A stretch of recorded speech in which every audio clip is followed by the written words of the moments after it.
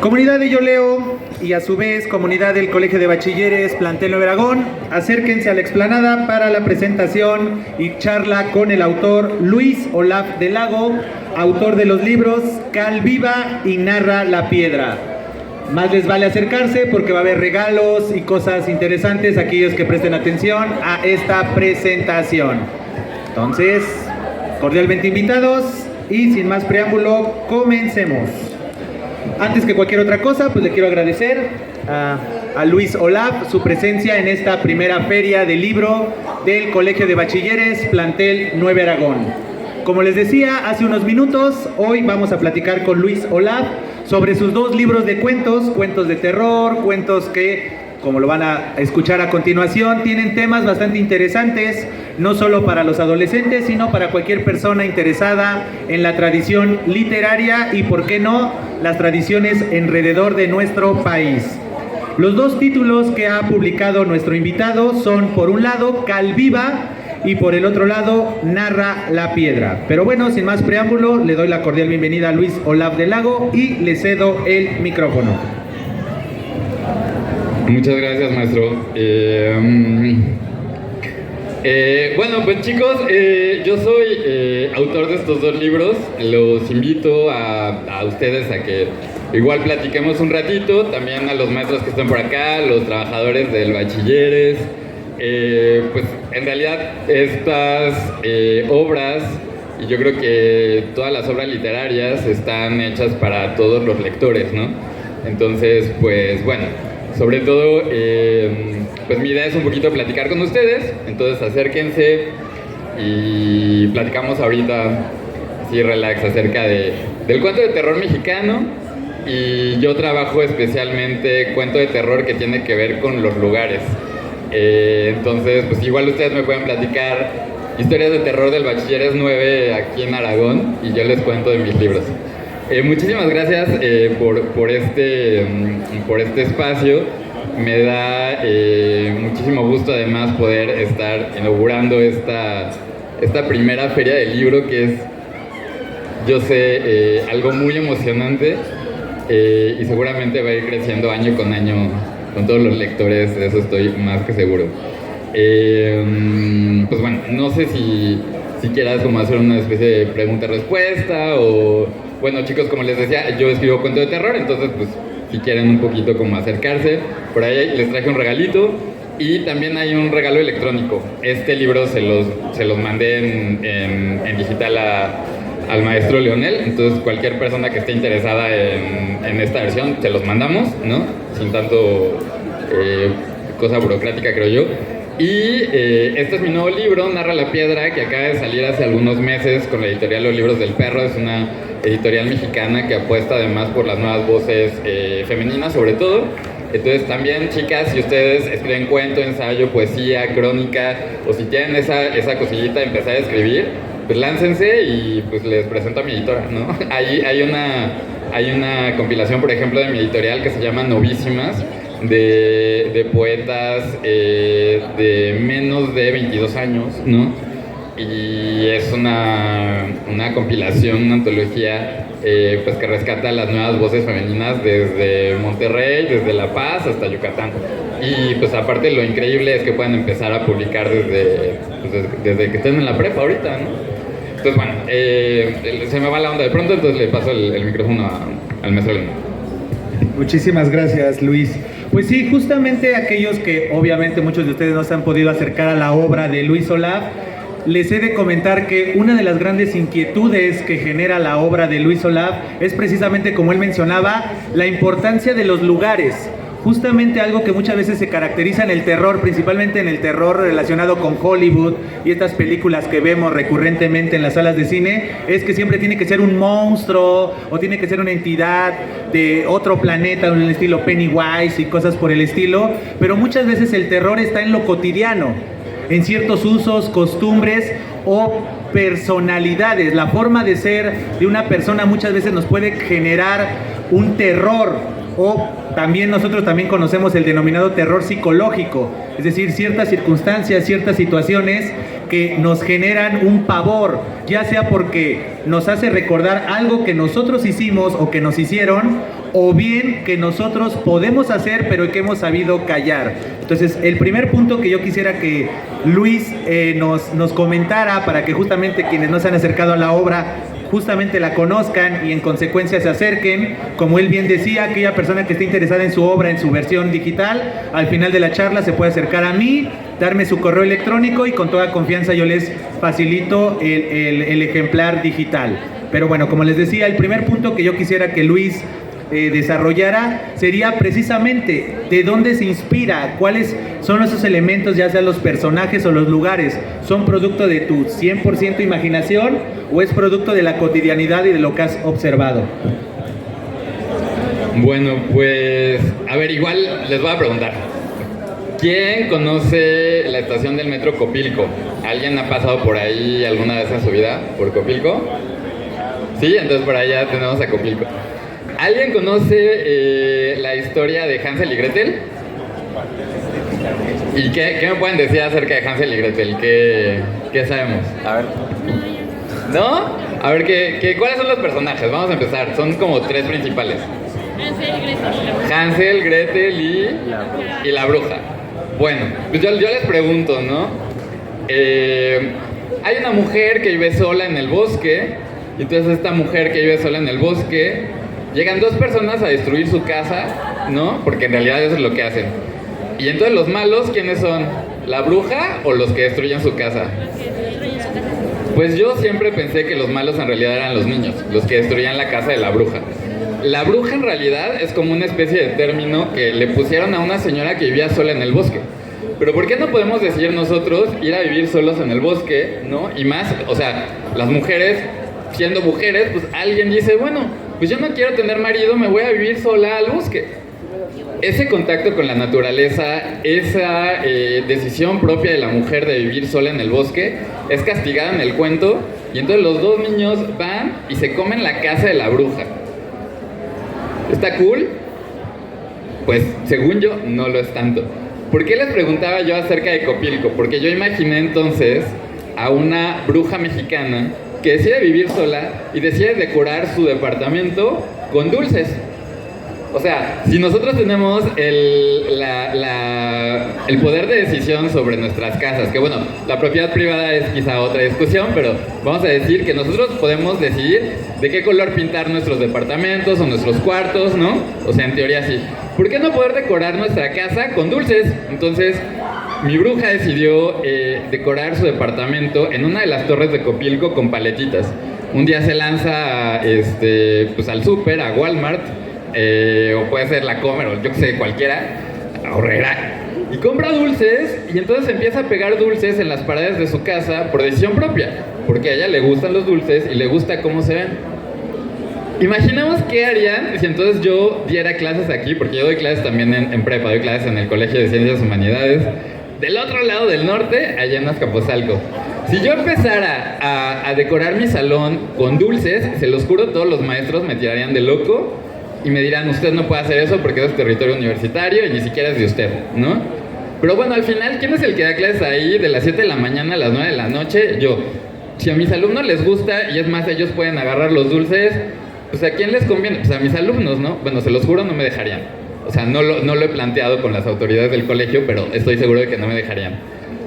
Para responder a la pregunta del maestro Leonel, entonces, mi primer cuento de este nuevo libro de Narra la Piedra es una bruja mexicana que vive en Copilco, que decide decorar por decisión propia, con lo que a ella le gusta, su casa, y de pronto llegan Hansel y Gretel huyendo del crimen de la primera bruja allá en Alemania, ¿no? Entonces tenemos a un Hansel y Gretel que no hablan muy bien español, que comen mucho chocolate y que llegan a atar a esta bruja y a comerse su casa. Un poco mi apuesta aquí es de terror, ¿no? Entonces insisto, ¿no? Es tratar de darle siempre la voz a los que no son escuchados, tratar de darle la voz a los lugares que no pelamos muchas veces y recordar que todos los lugares, y que todo es un lugar además, o sea, nuestro cuerpo, la mesa, su cabello, su mochila, es un lugar que oculta historias. Y en esos objetos, en esos recovecos, hay historias increíbles que también nos recuerdan que las voces que menos pelamos son quizá las más interesantes y las que nos pueden salvar de un mundo que nos aprisiona en un sistema bien asfixiante, ¿no? Entonces, bueno, mis lugares, ¿no? Por lo menos en Narra la Piedra, este segundo librito de cuentos de terror, son lugares que conocemos o que por lo menos me han marcado a mí. Copilco me marcó porque pues tanto el maestro Leonel como nuestro querido escritor que acaba de llegar para allá también, Pedro Martín Aguilar, pues compartimos una formación donde tuvimos que ir a la UNAM, allá a CEU, todos los días durante mucho tiempo. Y entonces las torres de Copilco para mí siempre fueron algo como medio entre esperanzador, porque ya era el símbolo de que ya me voy a casa, entonces como de ya me voy a descansar. Pero también era una cosa horrible porque implicaban 2 horas de camino hasta mi casa, ¿no? Y yo hoy, por ejemplo, hice 2 horas y media para llegar acá, pero yo lo hacía todos los días antes, ¿no? Para llegar hasta mi universidad. Entonces, ese lugar para mí pues era como un poco conflictuante y ahí yo imaginé a mi bruja de Hansel y Gretel decorando con paletitas uno de los departamentos de esas torres de Copilco y pues a Hansel y Gretel pues huyendo de la justicia alemana, ¿no? Hay otro cuento, por ejemplo, si ven aquí en la portada tenemos un consultorio dental. Entonces, ese consultorio dental, no sé si ustedes conozcan el Parque España, por allá en la Condesa, sí existe, es un consultorio en forma de muela. Y ahí el personaje, pues soy yo de niño, ¿no? Porque yo era Boy Scout allá en la Condesa y me obligaban a ir a tratamientos de ortodoncia extremadamente dolorosos y traumantes, que ahorita ya a ustedes ya les tocaron unos más civilizados, pero déjenme decirles que hace 15 años eran muy dolorosos, entonces también existe, ¿no? Ese lugar. Existe otro lugar, otra calle allá en Coyoacán, en Tres Cruces, en fin, todos estos lugares existen y es una especie de cuento de terror citadino que yo, digamos, con la apuesta es no nada más a que pues los lectores se acerquen a este cuento de terror, sino que vean las historias de terror que puede ocultar el domo del Bachilleres 9, que seguro hay alguno, no sé cuál sea, igual a ustedes les toca contar esa historia, ¿no? Que no tiene que ser cuento de terror horrible contra las autoridades ni nada, ¿eh? O sea, pero puede ser, todo también tiene que ver con los miedos. ¿A qué le tenemos miedo? A no tener agua, ¿no? Entonces, por ejemplo, mis alumnos y yo le tenemos miedo a no tener agua porque en Azcapotzalco no hay agua, ¿no? O sea, bueno, hay agua de lluvia, pero no tenemos agua, ¿no? Le tenemos miedo, por ejemplo, también a los asaltos en los transportes de Azcapotzalco, porque muchos de mis alumnos viven en el estado. En fin, el miedo atraviesa desde híjole, quiero ir al baño y no hay baño, ¿no? Hasta me van a matar o van a matar a alguien que quiero. El miedo atraviesa absolutamente todos los aspectos de la vida y es un poco lo que yo trabajo. Y en mi primer librito, que es Calviva, ese sí tiene que ver con lugares quizá más rurales y con lugares un poco más de mi memoria. Tiene que ver con la historia de mi familia, pero también con la historia de la tortilla, ¿no? Del alimento mexicano, del fuego que nos crea y de todos los elementos que al final componen nuestros cuerpos y que alimentamos y a veces no alimentamos. Tiene que ver con el miedo a la comida. Entonces, bueno, divago de pronto, pero bueno, su maestro ya sabe que divago. No, es que es justamente importante esto que menciona Luis, porque, insisto, muchas veces nosotros concebimos las cuestiones terroríficas como cuestiones lejanas, y es todo lo contrario. El terror tiene que ser algo a flor de piel. Entonces, algo como recordar cuando íbamos al dentista, que era algo, una interrogante, ¿quién es ese señor? El olor justamente del antiséptico, también relacionado con los hospitales, pero también esto, ¿no? Ser el otro. Justamente lo que mencionaba Luis, ¿no? En relación con este prototipo de la bruja y demás, y muchas veces son señalados por ser extraños, por tener usos y costumbres que no son el común denominador de la sociedad. Entonces, muchas veces nosotros podemos ser la bruja o el brujo del cuento de alguien más. ¿Y qué sentiríamos nosotros? Ser señalados o incluso perder nuestro patrimonio, perder nuestra identidad, que es lo más inherente de nuestra vida, producto de no haber encajado con alguien más. Entonces, justamente esto que maneja Luis a lo largo de sus relatos, principalmente Narra la Piedra, creo que es algo destacado, ¿no? Y yo esperaría que ustedes, comunidad del Colegio de Bachilleres, se acerque justamente a la obra de Luis Olaf, ya sea en Calviva, relacionado con la comida, que también es otro de los grandes temas que toca Luis Olaf en Cal Viva, ¿no? La importancia de la comida y comer en exceso, y que muchas veces este comer en exceso evidencia, ¿no? Una ansiedad, un vacío, una necesidad de reconocerse en alguien o en algo, como puede ser la comida, ¿no? Tal vez la sociedad no te da un placer o no te da una alegría, y ese placer o esa alegría o esa satisfacción la podemos ver, por ejemplo, en la comida o en el cuento que aparece en Narra la Piedra, verlo en la casa, ¿no?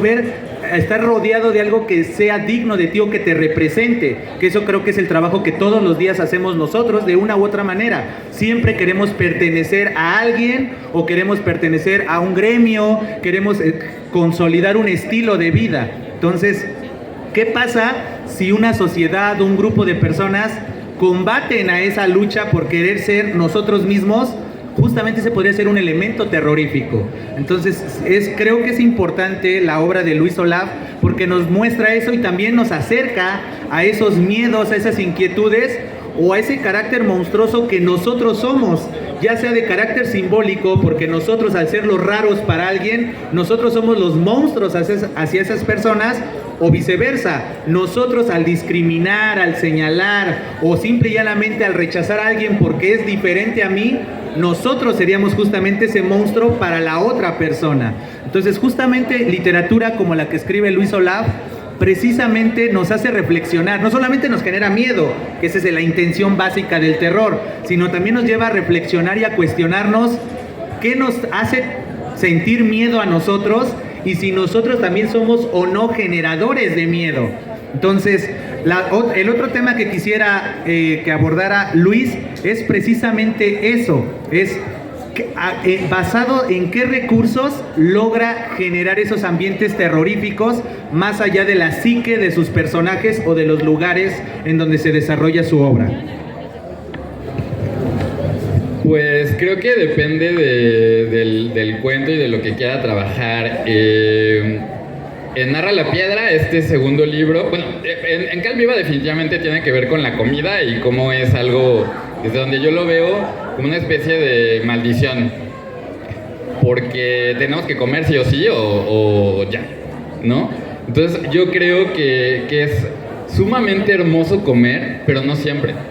O sea, como que tendría que ser como una especie de ritual bonito el comer y lo hemos perdido. Y entonces, pues eso ya implica muchas otras cosas que tenemos a veces que comer y ni siquiera tenemos dinero o no tenemos el lugar. Pero quizá para contestar a la pregunta del maestro Leonel, me gustaría leerles un cuento, ¿no? Para que vieran más o menos cuál es el recurso que utilicé ahí. Y quien me diga pues qué recurso más o menos utilicé, se lleva el ejemplar que traje y pues ya explorará más de la obra. Pero quizá para leer este cuento les pediría que se vinieran un poquito para acá. A ver, sí, no tengan miedo, o sea, sí hay que tener miedo, pero el punto es que hoy no tengan miedo. Pásenme aquí tantito y les leo este cuento porque también entiendo que el tiempo se nos va y de pronto no está tan padre. Y como yo sí creo fervientemente que, a ver, me voy a parar tantito. Yo creo que todos los cuentistas, pues como, o por lo menos yo, siempre me encomiendo a Sherezada antes de contar un cuento o de leer un cuento. Entonces, pues hoy pensemos en Sherezada. Y para contar, creo que siempre tenemos que estar alrededor de la fogata en un círculo o estar más o menos a la misma altura de las personas a las que les vamos a cortar el cuento. Entonces me voy a sentar con ustedes acá y voy a dejar un poquito el podio. Sí, ok, perfecto. A ver. Entonces, es muy chistoso porque yo trabajé el sonido o intenté trabajar el sonido en este cuento. Entonces la bocina que chilla también es como mi amiga en este miedo. El cuento, para todos los que conozcan este consultorio dental en la Condesa, pues imagínense ese consultorio dental, y si no lo conocen está increíble porque así se pueden hacer su propio consultorio dental en su cabeza, ¿no? Entonces, bueno, el cuento se llama Imperios Molares. Había una muela a mitad de la cuadra, una gran muela de cemento con una ventana enmarcada por luces neón. Había un parque frente a la muela con niños exploradores corriendo entre los perros. Había un niño entre el parque y la muela. Caminaba temeroso entre los autos hacia la ventana de neón azul. Había unas motitas azules sobre las calcetas azul marino del niño y también había una gorra sobre su cabeza con la insignia de un lobo. Ese niño era uno de los pequeños exploradores del parque. Llegó el niño a la muela, entró al consultorio, se sentó en la sala de espera. Frente al niño había un cristal. Había un cristal transparente que dejaba ver al paciente. Y miren, alrededor de todos nosotros hay cristales, entonces se pueden imaginar al paciente de ese lado, o allá, o en un salón, no sé. Y sí, había uno. Había un paciente del otro lado del cristal transparente.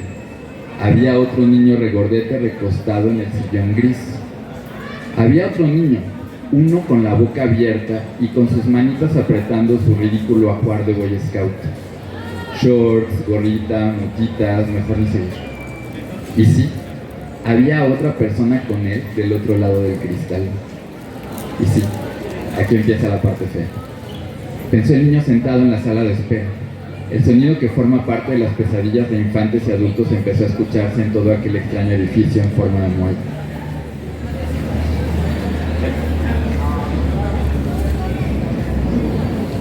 No necesito describirlo. Sé que tú también lo conoces. Sé que conoces el sonido de la fresa. Sé que conoces el sonido del taladro dental. Sé que en este momento lo empezaste a escuchar. Porque no te equivoques.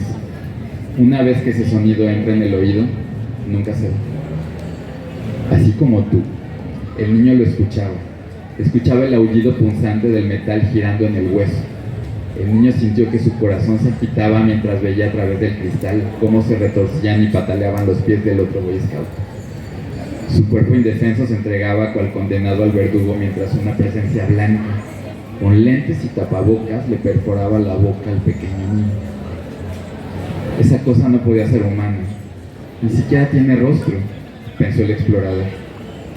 Nadie puede ser tan cruel como un dentista. Nadie puede vivir en un edificio en forma de muela, con una ventana y una luz neón. Y además, había cosas extrañas en la forma del edificio. El dentista gustaba de usar instrumentos de metal para evitar que sus pacientes le mordieran la mano en los procedimientos dolorosos. No gustaba de utilizar anestesia. Solo usaba esos retenedores de acero que separaban la mandíbula en dos partes y dejaban los labios aprisionados con ganchos que parecían 100 pies. Debería de irme de aquí, pensó el niño explorador. Debería de irme de aquí. Pero no lo hizo, se quedó. Se quedó a ver el espectáculo inesperado. Cuando volvió a ver a través del cristal, el otro explorador estaba sujetado por correas brillantes en sus bracitos y en los pies, mientras el sonido de la fresa con su punta adiamantada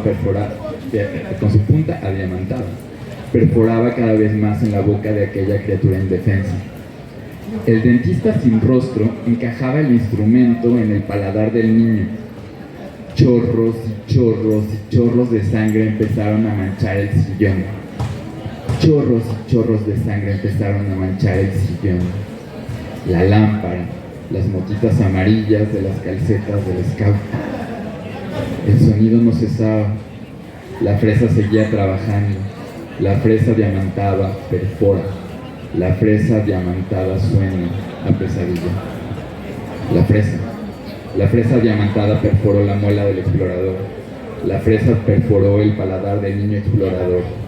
La fresa sigue trabajando, siempre suena, siempre perfora, siempre vive en el dolor de la indefensa sumisión de una cita con el dentista. Y no hay error de tiempos en esta frase, ¿sabes por qué? Porque el sonido vive en dimensiones diferentes a las nuestras. ¿Ven? Un sonido siempre vive, siempre está. Mientras esa escena se dibujaba como cuadro de película gore ante los ojos del niño explorador, tú estás recordando tus visitas al dentista. No lo niegues. Lo peor es que sabes, igual que nuestro personaje, que tendrás que ir de nuevo al dentista. Tendrás que abrir la boca e indefenso, tendrás que abrir tus entrañas ante una alteridad sin ojos, con unos dedos de plástico seco y otros dedos de metal puntiagudo. Sabes, que la próxima vez que te acuestes en ese sillón recordarás que a un niño explorador le perforaron el paladar con una fresa diamantada dentro de una muela de cemento. Sabes que esa muela ahora no está en la ciudad, ahora vive en tu memoria. Y recordarás el sonido esta noche mientras duermes y aprietas la quijada. Porque cuando apretamos la quijada al dormir, estamos teniendo pesadillas sobre nuestras visitas al dentista. Los ecos del infierno se escuchan en las puntas adelantadas. Listo. Ese es el segundo cuento de Ana Rola. Y gracias. Pues para contestar la pregunta del maestro Leonel, aquí utilicé mi miedo propio, quizá cuando yo era niño Boy Scout, mis miedos al dentista, porque insisto, fueron muchísimos, y hoy lo peor es que sé que tengo que regresar, ¿no? Que tendré que regresar en algún punto. Y, o sea, yo creo que uno de los procesos más dolorosos, después de mi tesis de doctorado, ha sido los brackets, ¿no? O sea, y todos los paladares que me han puesto y me pusieron, y dientes que me quitaron. Y no es para que no vayan al dentista, simple y sencillamente es una invitación a que lean, ¿no? A que lean cuentos y a que le vayan a contar después, así como a sus papás, así. Oigan, ¿y tú que me estás mandando un dentista? ¿Siempre te ha gustado ir al dentista a ti, no? Y entonces les van a contar, y ahí también el cuento siempre es compartir, ¿no? Y es estar alrededor de una fogata. Justo esto, pues así compartiendo historias y chismes y dolores de muelas o dolores de pies o lo que sea. Alguien, digo, para regalar ese libro que traigo por allá, bueno, por aquí, ahí, porque solo traigo uno. ¿Me podría decir si le dio miedo, por qué le dio miedo o no? A mí pues me recordó mucho cuando voy a ir al dentista porque traigo los brackets, pero no me dio miedo, no se me hizo algo de miedo porque es algo normal ir al dentista porque te vas a tirar los dientes para que estén mejor, ¿no? Y sí, se siente como que te van a abrir la muela, la encía, te van a perforar y vas a sentir muy feo, ¿no? Pero cuando ya estás en el momento no se siente así. ¿Cómo te llamas? Bueno, Fer, pues como tú participaste de primero, pues este libro es para ti, espero que lo disfrutes. Y lo que Fer estaba diciendo ahorita es bien interesante porque muchas veces encontramos placer en el dolor, ¿no?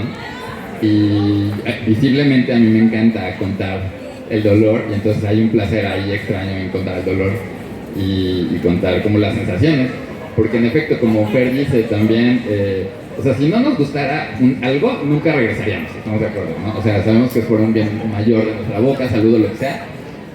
O simple y sencillamente, por ejemplo, a mí me gustaba muchísimo dormirme en el dentista también, cuando me hacían limpiezas.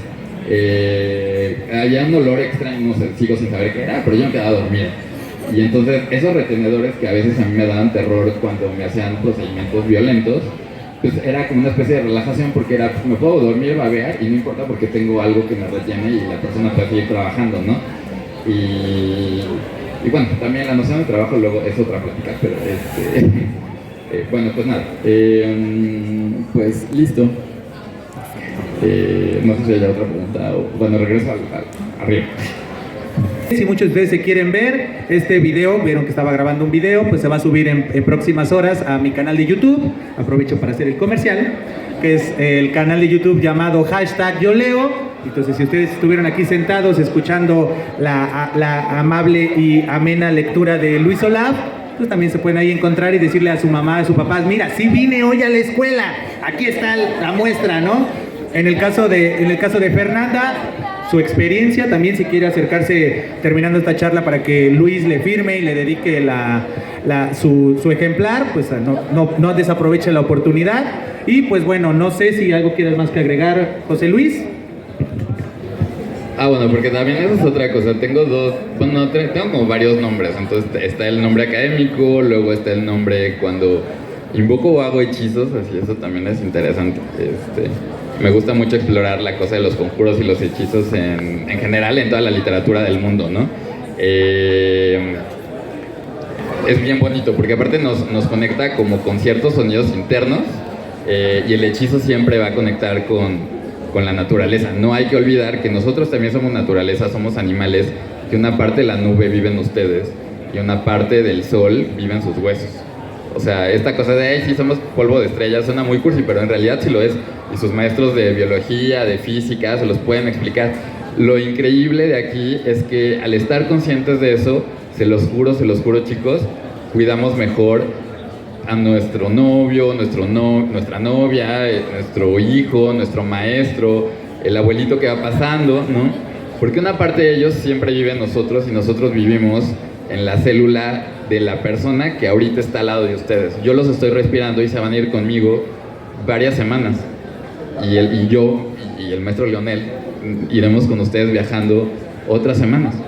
Y es bien raro también, ¿no? Porque eso nos hace tomar conciencia que somos, o sea, las personas que admiramos más cañón o que deseamos, viven en nosotros, pero también las personas que nos pueden hacer mucho daño.